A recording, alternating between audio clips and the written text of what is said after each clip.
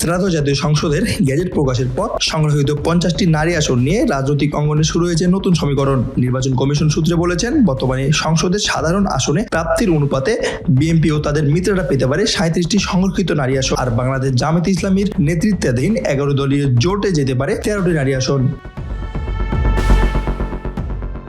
সংরক্ষিত নারী আসনের বিষয় সামনে আসতে জামাতের সম্ভাব্য নারী প্রার্থীদের নাম নিয়ে দলীয় অঙ্গনে জোর আলোচনা শুরু হয়েছে।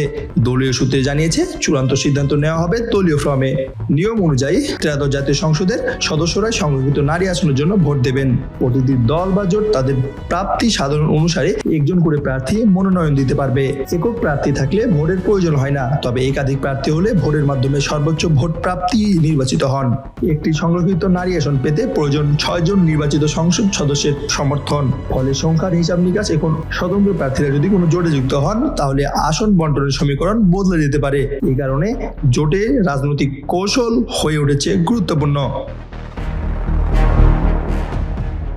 জামাত ইসলামীর সম্ভাব্য নারী প্রার্থীদের তালিকায় আলোচনা রয়েছে কেন্দ্রীয় মহিলা বিভাগের সেক্রেটারি অধ্যাপক নুরুন্নেসা সিদ্দিকা। এছাড়া রয়েছেন বাংলাদেশের প্রকৌশলী বিশ্ববিদ্যালয়ের বুয়েটের সিভিল ইঞ্জিনিয়ারিং বিভাগের সাবেক শিক্ষার্থী ও শিক্ষক প্রকৌশলী মার্দিয়া মুমতাজ, কেন্দ্রীয় কার্য পরিষদের সদস্য ও সাবেক এমপি ডক্টর আমিনা বেগম রহমান, সাবেক এমপি ও কেন্দ্রীয় মজলিসের শুরা সদস্য শাহনাজ বেগম এবং সুপ্রিম কোর্টের আইনজীবী ও মহিলা বিভাগের সহকারী সেক্রেটারি ব্যারিস্টার সাবিকুন নাহার মুনিরের নামও আলোচনায় রয়েছে। এছাড়া সম্ভবত তালিকায় আছেন সাইদা রুম্মান, মার্জিয়া বেগম, খন্দকার আয়েশা খাতুন, ডক্টর হাবিবা চৌধুরী সোয়েট, কাজী মারিয়া ইসলাম বেবি, রাবিয়া খাতুন, ডক্টর শিরিন আক্তার রুনা, তানহা আজমি, নাসরিন খান, কাজিন ফাতেমা, সেলিনা আক্তার ও আয়েশা সিদ্দিকা পারভিন।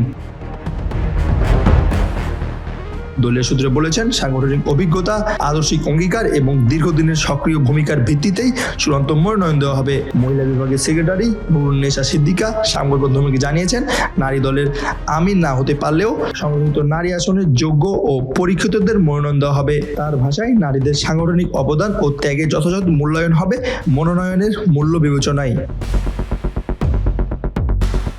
দলীয় পরিসংখ্যান অনুযায়ী নারী পুরুষ মিলিয়ে জামায়াতে ইসলামীর কর্মী সংখ্যা 1 লাখের বেশি।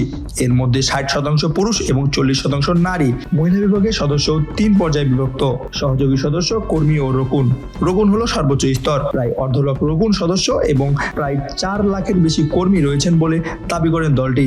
সারা দেশে বিস্তারিত সাংগঠনিক কাঠামোর মধ্যে মহিলা বিভাগ তাদের কার্যক্রম পরিচালনা করেছে। বলা চলে, সংরক্ষিত নারী আসন ঘিরে জামাত ইসলামের ভিতরে এখন তৎপরতার তুঙ্গে। চূড়ান্ত মনোনয়ন ঘোষণার পরই স্পষ্ট হবে ত্রয়োদশ জাতীয় সংসদে জামাতের হয়ে কারা প্রতিনিধিত্ব করবেন সংরক্ষিত নারী আসনে।